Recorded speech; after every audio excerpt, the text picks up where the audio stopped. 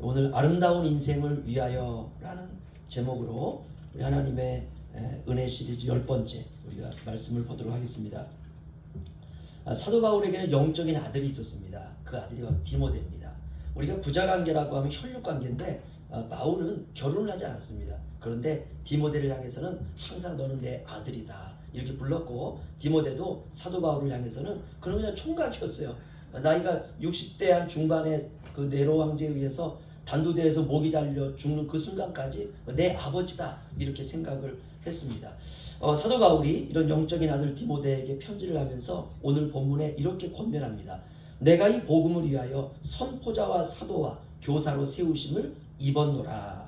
여기서 선포자다라는 말이 좀 어렵죠. 그래서 우리가 개역 한글, 우리가 보고 있는 성경은 개역 개정인데요. 개역 개정 되기 전에 개역 한글이 있었는데 거기서는 전도자라고 번역을 했습니다. 저는 그게 더 정감이 있어요. 내가 이 복음을 위하여 전도자와 사도와 교사로 세우심을 입었노라. 훨씬 와닿죠. 훨씬 와닿습니다. 어떤 인생이 아름다운 인생일까?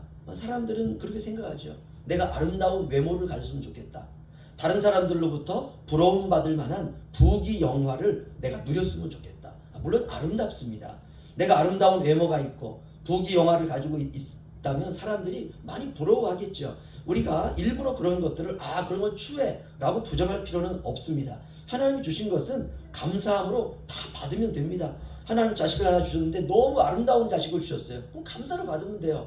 하나님이 내게 자식을 주셨는데 별로 예쁘지가 않아요. 그러면 어차피 천국에서 한 번 더 성형수술해 주신다 생각하고 감사를 받으면 됩니다. 이렇게 우리가 감사를 받으면 돼요. 우리가 경험하는 것은, 물리적인 것은 세월이 지나면 다 식상합니다. 이전의 아름다움과 현재 추함 사이에서 사람들은 많은 고독과 외로움을 느낍니다. 더 많이 외로움을 느끼고 고독을 느끼는 것은 연예인들이죠. 그렇죠? 젊었을 때는 그렇게 아름다웠는데 이제 50대, 60대를 넘어가면서 자신의 모습의 추함을 보면서 굉장히 고민을 많이 합니다. 그래서 변한다는 것은요, 세상에서 이렇게 우리의 외모가 변한다는 것은 아름다움의 근원이 될 수가 없습니다. 그렇다면 무엇이 아름다운 인생일까? 다른 것이 아니라 오늘 디모데후서 1장 11절의 말씀입니다. 아름다운 소식을 전하는 인생, 이 사람이 아름다운 인생이에요.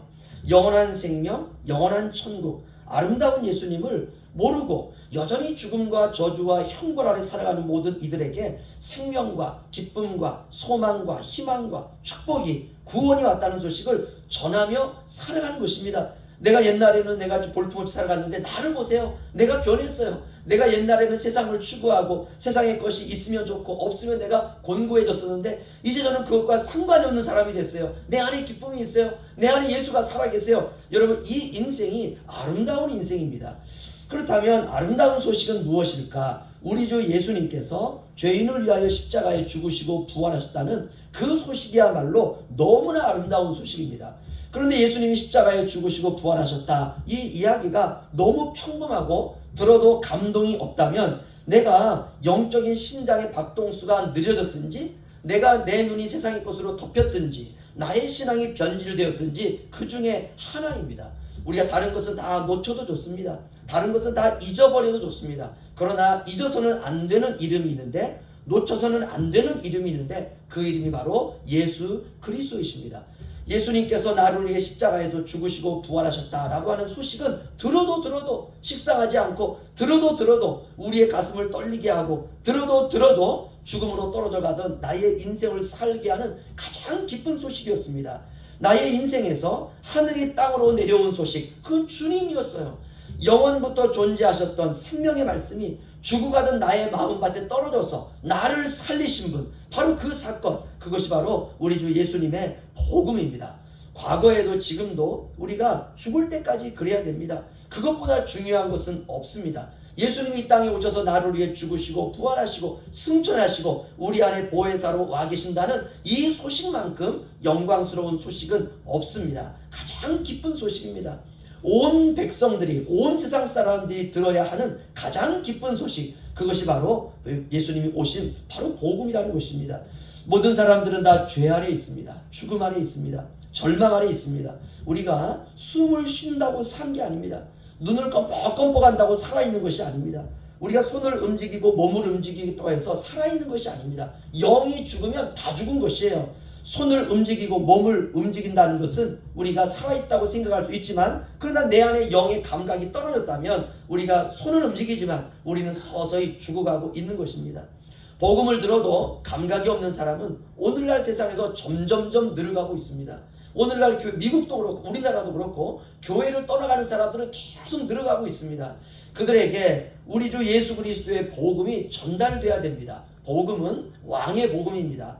온 세상 천지 만물을 창조하신 하나님의 복음, 독생하신 하나님의 말씀이 사람의 아들로 이 땅에 오셔서 우리에게 구원을 주셨다라고 하는 바로 그 소식. 그래서 성경은 이렇게 말하죠. 하늘에서는 영광이요 이 땅에서는 사람들 가운데 기뻐하심을 입은 사람들 가운데 평화로다. 이것이 바로 복음입니다. 이 복음이 저와 여러분 주변에 믿지 않는 이들에게 어떻게 해서든지 전달되시기를 주의 이름으로 축원합니다. 여러분, 우리는 영적인 배달부입니다. 우리는 말씀의 우체부입니다. 우리는 생명의 배달부이고 천국의 우체부입니다. 우리에게는 왕의 편지가 있고 왕의 복음이 있습니다. 이 편지를 전달해야 되는 의무가 있다는 것입니다. 복음은 방황하는 이들에게 들려지고 전해지고 우리의 삶으로 보여져야 됩니다. 우리가 살아있는 것 같지만 죽은 자처럼 살아가고 있는 사람들에게 이 복음이 전달되어야 됩니다. 우리가 말만 해도 전도가 되는 시대가 있었어요. 그냥 길 가다가도 예수님이 하면 딸려와요. 예수 믿고 복 받읍시다 하면 딸려옵니다. 야, 우리 교회 한번 갑시다. 딸려오던 시대가 있었어요. 행동으로만 보여주어도 전도가 되던 시대가 있었습니다. 야, 당신을 보니까 내가 예수 믿어야 되겠어. 이런 시대가 있었어요. 그러나 지금 어떻습니까? 아무리 말을 해도 아무리 행동으로 보여주어도 과거에는 연필 한 자루만 줘도 교회에 왔어요. 지금은 햄버거를 사줘도 운동화를 사줘도 안 옵니다. 그만큼 어려운 시대를 맞이했습니다. 그러나 이러한 어려운 상황도 우리를 막을 수가 없습니다. 복음을 받아들이지 않는 환경도 우리를 막을 수가 없습니다. 우리의 인생의 범위는 예수 믿고 달라졌어요. 우리의 인생의 범위는 세상 끝입니다. 세상 끝날까지입니다. 세상 끝날까지라도 가서 우리가 복음을 거부하는 이들에게 우리가 주의 복음을 전대해야 되리라 믿습니다. 여러분, 살다 보면 눈물 날 때가 있어요. 한숨 날 때도 있습니다. 그러나 걱정하지 마십시오. 주님이 우리의 눈에 눈물을 닦아주시는 장소가 따로 있습니다. 우리가 전도하다 보면 힘드시죠? 외롭습니다. 낙심이 됩니다. 때로는 절망이 눈앞까지 오기도 합니다. 걱정도 돼요. 육지는 그저 울릉도 현포 지역만 돼도 몇 천 가구가 살아요. 그렇죠? 근데 현포를 보면은 그냥 가면 사람들이 없어요. 우리가 이러한 척박한 환경에 있습니다. 해도 안 되는구나 라고 하는 절망이 턱 밑까지 올 때도 있습니다. 그래서 때로는 그냥 돌아설 때 눈물이 날 때도 있어요. 가슴이 아프기도 하고 마음이 먹먹하기도 하고 전도하고 들어왔는데 한 사람도 만나지 못했을 때에는 야, 내가 전도한다고 했는데 내 발걸음이 헛된 발걸음이 됐구나, 이렇게 낙심이 될 때도 있습니다. 그러나 주님이 우리의 그런 눈물을 닦아주시는 장소가 있습니다. 우리 계시록 한번 넘어가 보시죠. 요한계시록 맨 뒤에 21장 1절로 4절 말씀입니다. 요한계시록 21장 1절에서 4절 말씀. 저 한 절씩 교독하겠습니다. 또 내가 새 하늘과 새 땅을 보니 처음 하늘과 처음 땅이 없어졌고 바다도 다시 있지 않더라. 또 내가 보니 거룩한 성 새 예루살렘이 하나님께로부터 하늘에서 내려오니 그 준비한 것이 신성한 하늘을 내려 앉아간 것 같더라. 내가 들으니 보좌에서 큰 음성이 나서 이르되 보라, 하나님의 장막이 사람들과 함께 있음에 하나님이 그들과 함께 계시리니 그들은 하나님의 백성이 되고 하나님은 친히 그들과 함께 계셔서 모든 눈물로 그 이름을 닦아주시니 다시는 사랑이 없고 애통하는 것이나 독하는 것이나 아픈 것이 다시 있지 않으리니 처음 것들이 다 지나갔으니라. 아멘. 천국에서 주님이 우리의 흐르는 눈물을 닦아주신다는 거예요. 우리가 천국 가면 다 기쁜데요, 딱 하나 멈추지 않는 게 우리의 눈에서 나오는 눈물입니다. 여러분, 세상에서 억울해도 참으세요. 그래야 우리의 눈물샘에 눈물을 가득 담고 천국에 갈 수가 있는 거예요. 우리가 그 나라에 가서 우리의 눈에 흐르는 눈물이 있어야 됩니다. 그 눈물이 뭘까? 세상에서 위로받지 못한 주님 때문에 고난당한 흔적입니다. 여러분, 전도자는 자신의 정당성을 이 세상에서 절대로 주장해서는 안 됩니다. 전도자는 어떤 일이 있어도 화를 내서도 안 돼요. 우리가 전도하러 갔는데 문전박대 당했다, 화내고 오나요? 안 됩니다. 어떤 경우든 우리가 분노는 안 됩니다. 억울해도 참아야 돼요. 우리가 할 말 다 하며 사는 것이 인생이 아닙니다. 우리가 그렇게 살아왔다면 오늘부터라도 우리가 흘려야 될 눈물을 우리가 우리의 눈물샘에 녹여야 됩니다.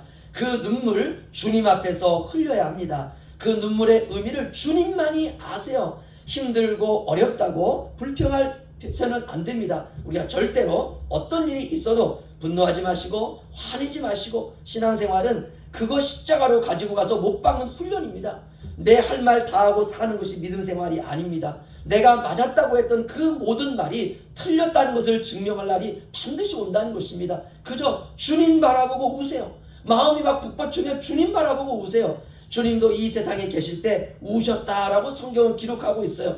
여러분, 주님이 울었다면 우리가 우는 건 당연합니다. 주님은 천지를 창조한 하나님 아니십니까? 그 주님이 세상에 오셔서 눈물을 흘리셨어요. 야, 저 세상에 내가 창조한 사람들이, 아니 저 세상에서 눈물 흘릴 일이 있나? 주님이 내려오셨는데 세상 살아보니까 눈물 흘릴 일이 너무 많은 것이에요. 주님이 이 세상에 오셔서 한없이 우셨습니다. 그래서 신앙생활은 눈물입니다. 특히 전도인의 삶은 눈물입니다. 믿지 않는 이들이 불쌍해 보여야죠. 믿다가 나가 떨어진 이들이 안쓰러워 보여야 됩니다. 교회 나오다가 상처받은 분들은 위로받고 싶고 사랑받고 싶어하는 분들입니다. 사랑해 주시고 위로해 주시고 안아주셔야 됩니다. 우리가 세상 살아갈 때 절대로 원수지지 마십시오. 다른 이들의 불신앙이 나의 기도 제목이 돼야 돼요. 다른 이들의 그러한 불신앙적인 삶이 나의 눈물의 의미가 돼야 됩니다. 우리가 그 눈물을 흘릴 때 사랑이 생겨요. 그 눈물을 흘릴 때 감사가 생깁니다. 그 눈물이 십자가의 흔적입니다. 그 눈물이 살아날 때 교회가 교회다워지고 교회가 살아납니다. 그 눈물을 흘릴 때 교회의 생명의 움직임이 포착될 수가 있습니다. 그 눈물이 흐를 때 은혜가 충만합니다. 그 눈물이 흐를 때 저와 여러분이 하시는 모든 직장과 일터와 사업장과 논밭에 축복이 있습니다. 그 눈물이 흐를 때 교회의 분위기는 생명으로 가득하게 됩니다. 화난다고 화내고 열받는다고 들이받고 억울하다고 공격할 때마다 예수의 흔적이 지워져요. 화내는 게 문제가 아니에요. 화낼 수 있죠. 분노할 수 있죠. 그런데 내 안에 가지고 있던 예수의 흔적이 지워진다는 거예요. 사람들이 저와 여러분을 보고 우리의 신앙생활을 보고, 야 정말 집사님, 권사님, 또 장로님, 목사님, 야 대단하다. 저러니까 목사님이지, 저러니까 권사님이지, 저러니까 안수 집사님이지, 저러니까 장로님이지 했다가 한번 우리의 이런 불신앙적인 모습 때문에 그 흔적을 지워버린단 말이에요. 사람이요. 야 저 사람이 저런 사람이었나?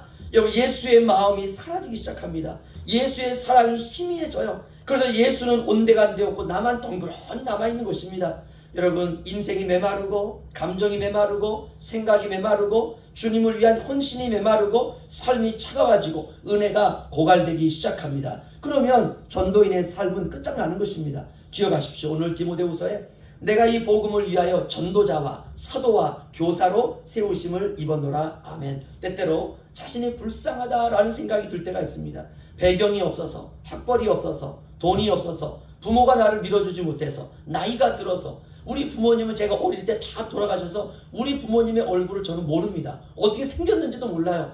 때때로 살면서 저는 제 자신이 처량해 볼 때가 너무 많아요. 그러나 그렇지 않습니다. 인생은 70부터입니다. 나이가 문제가 아닙니다. 마음이 문제예요. 나이가 젊어도 마음이 늙으면 늙은이에요. 그러나 나이가 많아도 마음이 젊으면 그 사람이 청년입니다. 할 수 없다는 마음이 문제입니다. 늙었다는 마음이 문제입니다. 우리는 예수님을 믿으면서부터 육이 아니라 영으로 사는 사람들이 되었습니다. 여러분, 죽을 때까지 청년의 마음으로 사시기를 바랍니다. 죽을 때까지 전도인으로 사시기를 바랍니다. 여러분, 죽을 때까지 젊은이로 사시기를 주의 이름으로 축원합니다.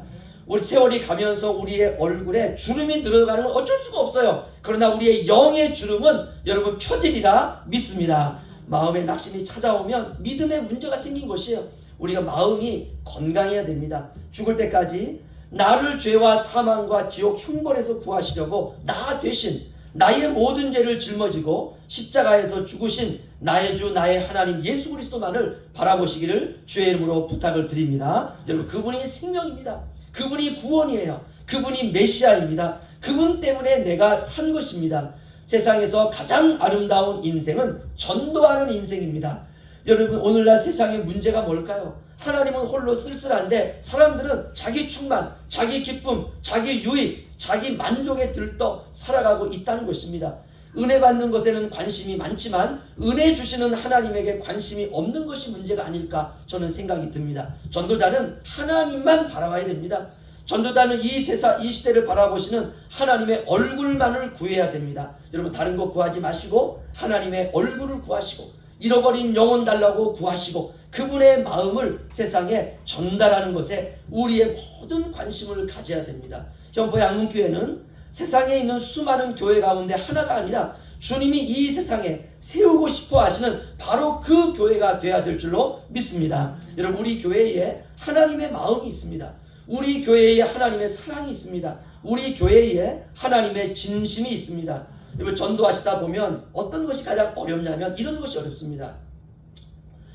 내 안에 넘쳐 흐르는 하나님의 사랑을 전달하고 싶은데 말하지 못하는 쓸쓸함, 그것이 가장 어려워요. 누구라도 붙들고 예수를 전하고 싶은데 들을 사람이 없다는 것, 듣지만 반응할 수 없는 죽은 심령 때문에 때때로 우리가 어려울 때가 있습니다.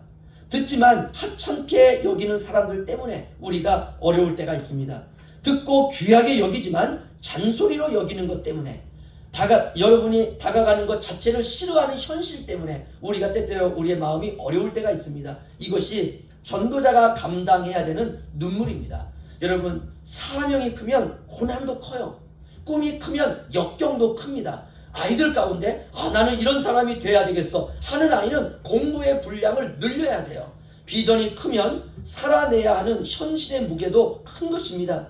때때로 왜 이런 시절이 나에게 왔을까라는 생각이 들 때가 있습니다. 그만큼 내가 하나님께 큰 사람으로 사용되고 있다는 증거입니다. 여러분, 고난의 무게 안에 영광의 무게도 들어있다는 것을 기억해야 됩니다. 그래서 우리가 고난을 이겨내는 과정에 정말 크신 하나님이 어떤 분인지를 하나님이 나에게 알려주십니다. 이걸 간증이라 그래요. 우리가 사람들의 간증을 듣다 보면 저 사람 저 어려운 가운데서 어떻게 이겨내서 이 자리까지 오게 되었을까, 우리가 그것을 보게 됩니다. 하나님의 복음은 왕의 마음입니다. 사랑으로 충만한 마음입니다. 우리가 그 마음을 전하는 것입니다. 그 마음은 세상에서 가장 아름다운 소식이기 때문에 거부하는 힘도 큰 것입니다. 하지만 여러분이 있기에 소망이 있습니다.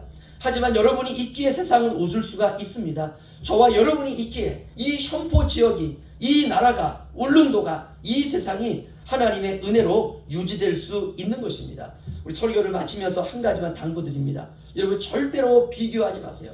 비교는 마귀의 것입니다. 제가 교회를 섬기면서 배운 진리입니다. 비교는 주님의 것이 아닙니다. 그러나 사람은 본능적으로 비교라고 하는 상대평가를 가지고 살아갈 때가 있습니다. 여러분, 현재를 사랑하시길 바랍니다. 교회를 사랑하시기를 바랍니다. 목회자와의 관계가 삐걱거리면 하나님과의 관계도 서먹해집니다. 성도를 사랑하시고 누구라도 사랑하시고 마음에 들지 않아도 사랑하십시오. 사람과의 관계가 틀어지면 다 틀어지는 것입니다. 사람 사이도 세월이 지나니까 아무것도 아니더라고요.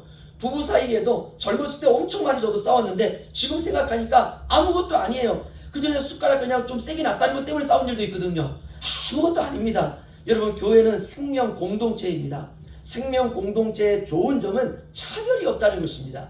차별이 생기면 교회도 지옥으로 바뀝니다. 교회는 문턱이 낮아야 돼요. 그래야 낮은 자도 다가올 수가 있습니다. 나보다 잘난 사람을 보고 낙심하거나 질투가 생겨도, 또는 나보다 성공한 사람이나 그들의 환경을 보고 실망하는 것은 주님의 뜻이 아니라 마귀의 유혹입니다.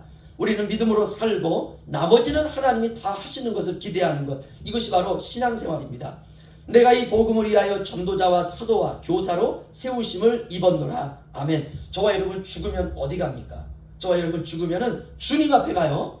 주님 앞에 갑니다. 그곳이 천국이에요. 모든 사람은 다 주님 앞에 갑니다. 주님 뒤에 가는 것도 아니고, 주님 위에 가는 것도 아니고, 주님과 상관없는 곳에 가는 것이 아닙니다. 우리는 다 죽으면 주님 앞에 갑니다. 그러면 누가 주님 앞에 가느냐? 이 세상에서 주님 앞에 살다 간 사람이 주님 앞에 가는 것입니다.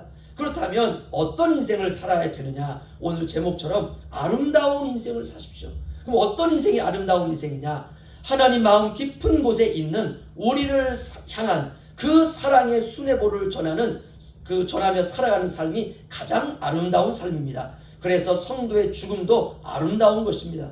여러분, 죽음도 신자의 마지막 설교라는 것을 아십니까? 우리가 몸으로 죽음이 무엇인지를 자식들에게 보여주는 것입니다. 한편의 설교입니다. 우리는 마지막까지 이렇게 전도하다가 죽는 인생입니다. 우리가 때때로 외롭고 지치고 힘들고 때로는 낙심도 되는 현실이지만, 오늘 예배를 드리는 우리 모두의 인생에 내가 이 복음을 위하여 전도자와 사도와 교사로 세움을 입어노라 라고 하는 이 말씀이 신앙의 흔적으로, 예수님을 믿는 전도자의 흔적으로 저와 여러분의 인생에 새겨지시기를 주님의 이름으로 부탁을 드립니다. 기도하겠습니다.